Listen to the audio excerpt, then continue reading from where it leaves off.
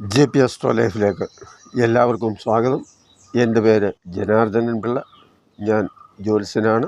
ഇന്ന് നിങ്ങളുമായി പങ്കുവയ്ക്കുന്നത് ഈ ചിങ്ങമാസത്തിലെ ഒരു അപൂർവമായ വിദ്യായോഗത്തെക്കുറിച്ച് ഉള്ള വിവരങ്ങളാണ്. അതായത് ഓരോ ഗ്രഹങ്ങൾ ഓരോ ദൂരത്തിൽ പല വേഗതയിൽ സഞ്ചരിച്ചുകൊണ്ടിരിക്കുകയാണ്. അപ്പോൾ പലപ്പോഴും ചില ഗ്രഹങ്ങൾ തമ്മിൽ അടുക്കുകയും ചിലത് അകലുകയും ചിലത് തമ്മിൽ യോഗം ചേരുക, അടുത്തടുത്ത് വരിക, ഒരു രാശിയിൽ വരിക, അങ്ങനെയൊക്കെയുള്ള പല നല്ല അനുഭവങ്ങളും അതുപോലെ തന്നെ മോശം അനുഭവങ്ങളും തരുന്ന സാഹചര്യം ഇടയ്ക്കിടയ്ക്ക് വന്നും പോയും ഇരിക്കും എന്നുള്ളതാണ്. അതിനെ നമ്മൾ കണ്ടുപിടിക്കുമ്പോഴാണ് നമുക്കത് എത്രത്തോളം ഗുണകരമാണ് അല്ലെങ്കിൽ ദോഷകരമാണ് എന്നൊക്കെ നമുക്ക് മനസ്സിലാക്കാൻ കഴിയുന്നത്. അത്തരത്തിലുള്ള ഒരു വിദ്യായോഗമാണ് ഈ 2024 സെപ്റ്റംബർ 23 മുതൽ ഒക്ടോബർ 10 വരെയുള്ള ഈ കുറച്ച് ദിവസം നമുക്ക് അനുഭവത്തിൽ വരുന്ന ഒരു സാഹചര്യം ഉണ്ടാകുന്നത്. അതിനെ സംബന്ധിച്ച് നമുക്ക് വിശദമായിട്ട് പറയാം. ഈ കന്നിരാശിയിൽ ഉച്ചത്തിൽ വരുന്ന സമയം, അതായത് ബുധൻ 2024 സെപ്റ്റംബർ 23 മുതൽ ഒക്ടോബർ 10 വരെ കന്നിരാശിയിൽ, ആ കന്നിരാശി എന്ന് പറയുന്നത് ബുധൻ്റെ ഉച്ചരാശിയാണ്, ഉച്ചരാശിയിൽ വരുന്ന ഒരു സമയമാണ്. അപ്പം ചിങ്ങൻ രാശിക്കാരെ സംബന്ധിച്ച് പറയുമ്പോൾ അവർക്ക് വരുന്ന ഒരു ഭാഗ്യയോഗമാണ് വിദ്യായോഗം എന്ന് പറയുന്നത്. വിദ്യ എന്ന് പറയുമ്പോൾ തന്നെ അതുകൊണ്ട് തന്നെ നിങ്ങൾക്ക് ഊഹിക്കാമല്ലോ. അതായത് വിദ്യാഭ്യാസം ചെയ്യുന്നവർ, അത് എത്ര ഉന്നത വിദ്യാഭ്യാസമായാലും ഏത് തരത്തിലുള്ള വിദ്യാഭ്യാസം ചെയ്യുന്നവരായാലും കലാപരമായ കഴിവുകൾ, ഇതെല്ലാം തന്നെ ബുധനെ സംബന്ധിച്ച് പറയുമ്പം വിദ്യയാണ്. അത് ഏതൊക്കെ വിധത്തിലുള്ളതായാലും, സംഗീതമായാലും സാഹിത്യമായാലും അതുപോലെ ഏതെങ്കിലും ചില വിഷയങ്ങളെ സംബന്ധിച്ച് ഉള്ളതായാലും, മാത്സൊക്കെ അതിനകത്ത് വരുന്നതാണ്. അപ്പോൾ അത്തരത്തിലുള്ളതായാലും ഏത് തരത്തിലുള്ള വിദ്യ ആയാലും അതിനെ ഏറ്റവും നല്ല നിലയിൽ മെച്ചമായ ഒരു അവസ്ഥയിലെത്തിക്കുന്ന കുറച്ച് ദിവസത്തെയാണ് സൂചിപ്പിച്ചത് ഈ സെപ്റ്റംബർ 23 മുതൽ ഒക്ടോബർ 10 വരെയുള്ളത്.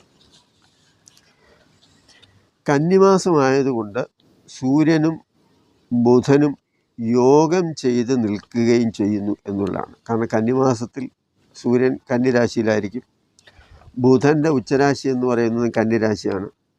അപ്പോൾ ഈ സെപ്റ്റംബർ ഒക്ടോബർ ഈ പറഞ്ഞ കാലയളവിൽ ബുധനും സൂര്യനും കന്നിരാശിയിൽ നിൽക്കുക എന്ന് പറയുമ്പം ബുധൻ്റെ ഉച്ചരാശിയും അതുപോലെ തന്നെ സൂര്യനും ചേർന്നുള്ള ഒരു യോഗം, അതാണ് ബുധനും സൂര്യനും ചേർന്ന് വരുമ്പോൾ നിപുണയോഗം എന്നൊക്കെ പറയും. ഈ വിദ്യായോഗത്തിന് കുറച്ചുകൂടി ഒരു പ്രാധാന്യവും ഒരു മെച്ചവും വരുന്ന ഒരു യോഗം കൂടിയാണത്. അപ്പോൾ ഈ ദിവസം ജനിക്കുന്ന കുഞ്ഞുങ്ങളിൽ, അതായത് സെപ്റ്റംബർ 23 മുതൽ ഒക്ടോബർ 10 വരെ ജനിക്കുന്ന കുഞ്ഞുങ്ങളാണെങ്കിൽ സരസ്വതീ ദേവി അവരെ അങ്ങ് അകവെഴിഞ്ഞ് അനുഗ്രഹിക്കുന്നു എന്ന് വേണമെങ്കിൽ പറയാം. അവർ വിദ്യ കൊണ്ട് പ്രസിദ്ധരായിത്തീരും എന്നുള്ളതാണ്. ഉന്നത വിദ്യാഭ്യാസം ഏത് തരത്തിലുള്ളതായാലും അവർക്ക് ലഭിക്കും എന്നുള്ളതാണ്. അതുമൂലം അവർ വളരെയേറെ അറിയപ്പെടുന്നവരാകുകയും ചെയ്യും.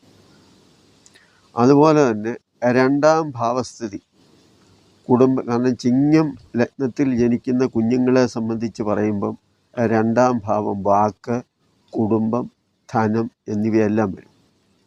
അപ്പോൾ ചിങ്ങം ലഗ്നത്തിൽ ഈ പറയുന്ന സമയത്ത് ജനിക്കുന്ന കുഞ്ഞുങ്ങളുടെ രണ്ടാം ഭാവസ്ഥിതി കൊണ്ട് തന്നെ സാമ്പത്തികമായ അഭിവൃദ്ധിയും നല്ല കുടുംബ ഭദ്രതയും അതുപോലെ തന്നെ വ്യാഴം ഇഷ്ടഭാവത്തിലെങ്ങാനുമാണെങ്കിൽ അഭിവൃദ്ധി പോലെ തന്നെ ഉന്നത പദവിയും സർക്കാരിൻ്റെ വരെ ഉപദേശകനായിട്ട് അഡ്വൈസറി ആ ഒരു മേഖലയിൽ ആ വലിയ വലിയ കമ്പനികൾക്കും മന്ത്രിമാർക്കും മുഖ്യമന്ത്രിക്കും പ്രധാനമന്ത്രിക്കും എല്ലാ ഉന്നതന്മാർക്കും ഉന്നത നിലയിലിരിക്കുന്നവർക്കെല്ലാം ഉപദേശം കൊടുക്കാൻ ആൾക്കാരുണ്ട്. അത്തരത്തിലൊക്കെയുള്ള ഒരു സ്ഥാനം വരെ ലഭിക്കാം എന്നുള്ളതാണ്.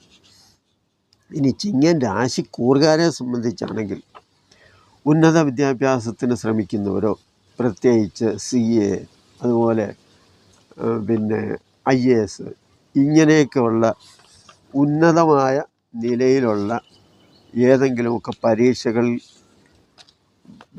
എഴുതാനോ അല്ലെങ്കിൽ അത്തരം പഠനം നടത്തുന്നവർക്കുമൊക്കെ അനുകൂലമായ ഒരു സമയമാണ്. അത്തരത്തിൽ ഈ പറയുന്ന കാലഘട്ടത്തിൽ എന്തെങ്കിലുമൊക്കെ അവരുടെ പഠനവുമായിട്ടൊക്കെ ബന്ധപ്പെട്ട എന്തെങ്കിലും അവസരങ്ങളുണ്ടെങ്കിൽ അതൊക്കെ തന്നെ അവർക്ക് ഗുണകരമാകും എന്നുള്ളതാണ് ഇതിൻ്റെ ഒരു പ്രത്യേകത. അപ്പോൾ ചിങ്ങൻ രാശിക്കൂറുകാരെ സംബന്ധിച്ചിടത്തോളം 2-ലെ സൂര്യനും ബുധനും കേതുവും 3-ൽ സ്വക്ഷേത്രത്തിൽ ശുക്രനും 7-ൽ മൂലക്ഷേത്രത്തിൽ ശനിയും 8-ൽ രാഹുവും 10-ൽ വ്യാഴവും 11-ൽ ചൊവ്വായും ഒക്കെ നിൽക്കുന്ന ഒരു അവസരമാണിപ്പോൾ ഈ പറഞ്ഞ കാലയളവ്.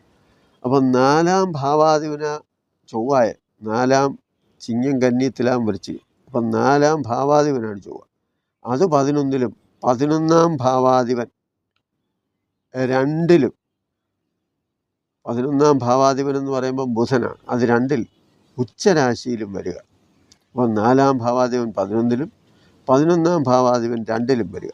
അപ്പോൾ അങ്ങനെ വരുന്നതും നല്ല ചില ലക്ഷണങ്ങളും നല്ല ചില അനുഭവങ്ങളും ഒക്കെ തരുന്നതാണ്.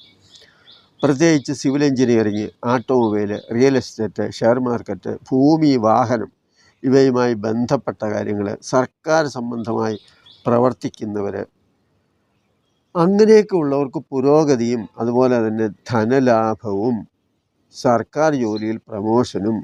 ഇനി മറ്റൊരു കാര്യമെന്ന് പറയുന്നത് ഈ ചിങ്ങം മാസം കന്നിമാസം എന്നൊക്കെ പറയുമ്പോൾ നമ്മുടെ അപ്രതീക്ഷിത ധനലാഭവും ഉന്നതിയും ഒക്കെ ഉണ്ടാകുക എന്ന് പറയുമ്പം വിദ്യാഭ്യാസം കൊണ്ട് നമുക്ക് മേന്മയുണ്ടാകുന്നു, അതുപോലെ ധനലാഭം ഉണ്ടാകുന്നു എന്ന് പറയുമ്പോൾ ലോട്ടറി ഭാഗ്യം വരെയൊക്കെ ഉണ്ടാകാം എന്നുള്ളതാണ്. അതുപോലെ ഉന്നത വിദ്യാഭ്യാസം ആഗ്രഹിക്കുന്നവർക്ക് അത് സാധിക്കുകയും ഉന്നത വിദ്യാഭ്യാസം പരീക്ഷയ്ക്ക് എഴുതിയവർക്ക് ജയിക്കാനും നല്ല മാർക്ക് കിട്ടാനുള്ള സാധ്യതയും ഒക്കെ ഉണ്ട് എന്നുള്ളതാണ്. ഇതുപോലെ മറ്റൊരു യോഗം കൂടി ഇതേ സമയത്ത് തന്നെ വരുന്നുണ്ട്, അതായത് ഭദ്രയോഗം. ഈ ഭദ്രായോഗം എന്ന് പറയുന്നത് ജനിച്ച രാശിയുടെ 1, 4, 7, 10 ഭാവങ്ങളിലായി ബുധൻ ഉച്ചരാശിയിൽ അല്ലെങ്കിൽ സ്വക്ഷേത്രത്തിൽ വരുന്നതാണ്. അപ്പോൾ അങ്ങനെ വരുന്ന യോഗം കന്നിരാശി, ധനുരാശി, മീനൻ രാശി, മിഥുനൻ രാശി ഈ 4 രാശിക്കാരെ സംബന്ധിച്ചിടത്തോളം ഈ ഭദ്രായോഗത്തിൻ്റെ ഒരു കുറച്ചൊക്കെയെങ്കിലും ചില ഗുണഫലങ്ങൾ ഇവർക്ക് ലഭിക്കാം എന്നുള്ളതാണ് ഈ കാലഘട്ടത്തിൽ.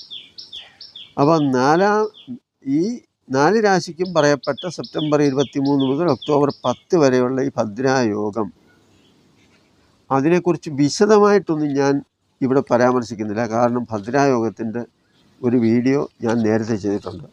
അത് കാണുമ്പോൾ തന്നെ, അത് കാണാത്തവർ കാണുമ്പോൾ ഭദ്രായോഗം എന്താണെന്നും അതിൻ്റെ മഹത്വം എന്താണെന്നുമൊക്കെ മനസ്സിലാകും. അപ്പോൾ ധനുരാശിക്ക് 10-ാം ഭാവത്തിൽ വരുന്നതിനാൽ കർമ്മസ്ഥാനം എന്നുള്ള 10-ാം ഭാവം കർമ്മസ്ഥാനം വന്നില്ല. ധനുരാശിയുടെ 10-ാം ഭാവത്തിലെ ബുധനും കന്നിരാശിയുമായിട്ട് വരും. അപ്പോൾ അത് കർമ്മരംഗത്ത് മേന്മയുണ്ടാകുന്നു, തൊഴിൽ രംഗത്ത് ഒരുപാട് അഭിവൃദ്ധി ഉണ്ടാകുന്നു. 5-ാം ഭാവാധിപനായ ചൊവ്വ 7-ൽ നിൽക്കുന്നത് ദാമ്പത്യ ജീവിതത്തിലെ പ്രശ്നങ്ങളെ സൂചിപ്പിക്കുന്ന ഒന്നാണ്. മീനൻ രാശിക്ക് 4-ലെ ചൊവ്വ വീട്ടിൽ സ്വരച്ചേർച്ചയില്ലാത്ത അവസ്ഥയുണ്ടാക്കാം. അതുപോലെ തന്നെ 4-ാം ഭാവമാണ് മാതാവിന് രോഗവും ദുരിതവും ഉണ്ടാകാം. മിഥുനൻ രാശിക്ക് ആരോഗ്യ പ്രശ്നങ്ങൾക്ക് സാധ്യതയുണ്ട്. കന്നിരാശിക്കും രോഗസാധ്യതയെ പറയാം. ഭദ്രായോഗം ഒരുപാട് നല്ല ഗുണങ്ങളും അനുഭവങ്ങളും തരുന്നതായതുകൊണ്ട് അതോടൊപ്പം മറ്റ് ഗ്രഹങ്ങൾ നൽകുന്ന സൂചനയും നമുക്കിവിടെ സൂചിപ്പിക്കേണ്ടി വരും. അതാണ് ഇപ്പോൾ പറഞ്ഞത്. ഇനി ഈ വിദ്യായോഗം തരുന്ന ചിങ്ങൻ രാശിക്കാർക്ക് ഗുണം വരുന്ന മറ്റു കാര്യങ്ങൾ എന്താണെന്ന് ചോദിച്ചാൽ, കാരണം വിദ്യാഗുണമാണല്ലോ കൂടുതലും, അത് ചിത്രകല, സാഹിത്യം, പ്രസംഗകല, സംഗീതം, ഹാസ്യം, comedy, MBA, BCom, magic, journalism, കമ്മ്യൂണിക്കേഷന്, കമ്പ്യൂട്ടർ സയൻസ്, വാസ്തുശാസ്ത്രം, ശില്പവിദ്യ, ഓൺലൈന്, മാത്സ്, ജ്യോതിഷം തുടങ്ങിയതൊക്കെ പഠിക്കുന്നവർക്കും ആ മേഖലയിലൊക്കെ ജോലി ചെയ്യുന്നവർക്കും അതിൻ്റേതായ ഒരുപാട് മെച്ചമുണ്ടാകുന്നു എന്നുള്ളതാണ്. ഇവിടെ മാത്സ് എന്ന് പ്രത്യേകം പറഞ്ഞതുകൊണ്ട് തന്നെ CAക്ക് പഠിക്കുന്നവർക്കും അതിൻ്റെ മെച്ചപ്പെട്ട അനുഭവം ഉണ്ടാകാനുള്ള സാധ്യതയുണ്ട്. അപ്പോൾ ഇതുമായി ബന്ധപ്പെട്ട് തൊഴിൽ ചെയ്യുന്നവർ പിന്നീടുള്ള തൊഴിൽപരമായ ഉന്നതി എന്ന് പറഞ്ഞാൽ പ്രസ്, പത്രം, സ്കൂള്, ഇന്ത്യ പോസ്റ്റ്, മീഡിയ തുടങ്ങിയ മേഖലയിൽ പ്രവർത്തിക്കുന്നവർക്കും ഇതിൻ്റേതായ നല്ല ഗുണങ്ങൾ ഉണ്ടാകുന്നു എന്നുള്ളതാണ്. അപ്പോൾ വിദ്യാർത്ഥികൾക്കും വിദ്യാഭ്യാസം കഴിഞ്ഞ് ജോലിക്ക് ശ്രമിക്കുന്നവർക്കും ജോലി ചെയ്യുന്നവർക്കും ഈ കാലയളവിൽ ഒരുപാട് മെച്ചവും ഒരുപാട് മേന്മയും ഉണ്ടാകുന്ന ഒരു കാലയളവാണ് എന്നുള്ളതാണ് ഈ പറഞ്ഞ ആ ഒരു ചെറിയ പീരീഡ്. അതായത് 2024 സെപ്റ്റംബർ 23 മുതൽ ഒക്ടോബർ 10 വരെ ഉള്ള ആ ഗ്രഹങ്ങളുടെ സഞ്ചാരത്തിൽ നിന്ന് നമുക്കറിയാൻ കഴിഞ്ഞ ഒരു കാര്യമാണ്. ഇത് വരുന്ന കാര്യമാണ്. ഇത് ഈ പറയുന്ന നക്ഷത്രക്കാർക്കും ഇതിൽ പറയുന്ന രാശിക്കാർക്കും അതുപോലെ തന്നെ നക്ഷത്രക്കാർക്കുമൊക്കെ തന്നെ ചിങ്ങൻ രാശി എന്ന് പറയുമ്പോൾ മകം, പൂരം, ഉത്തരത്തിൻ്റെ 1-ാം പാദമാണ് ചിങ്ങൻ രാശി കൂറായിട്ട് വരുന്നത്. അപ്പോൾ ഇങ്ങനെ ഈ രാശിക്കാർക്ക് ഒരുപാട് ഗുണങ്ങൾ ഉണ്ടാകും എന്നുള്ളത് നമ്മൾ മുൻകൂട്ടി അറിഞ്ഞ് അതിനുവേണ്ടി പരിശ്രമിക്കുകയും പഠിച്ചുകൊണ്ടിരിക്കുന്നവർ അത്തരത്തിൽ ഒരുപാട് മെച്ചം ഉണ്ടാകുമല്ലോ എന്ന് വിചാരിച്ച് ഉഴപ്പാനല്ല, കുറേ കൂടെ ശ്രദ്ധിച്ച് ഈ അവസരം നമ്മുടെ ജീവിതത്തിൽ ഗുണകരമായി എങ്ങനെ കൊണ്ടുവരാം എന്നതിനെ സംബന്ധിച്ച് നമ്മൾ ചിന്തിക്കുകയും അത് പ്രയോജനപ്പെടുത്തുകയും ചെയ്യണം എന്ന് അഭ്യർത്ഥിച്ചുകൊണ്ട് എല്ലാവർക്കും നന്മയുണ്ടാകട്ടെ എന്ന് ആഗ്രഹിച്ചുകൊണ്ട് നിർത്തുന്നു. നന്ദി, നമസ്കാരം.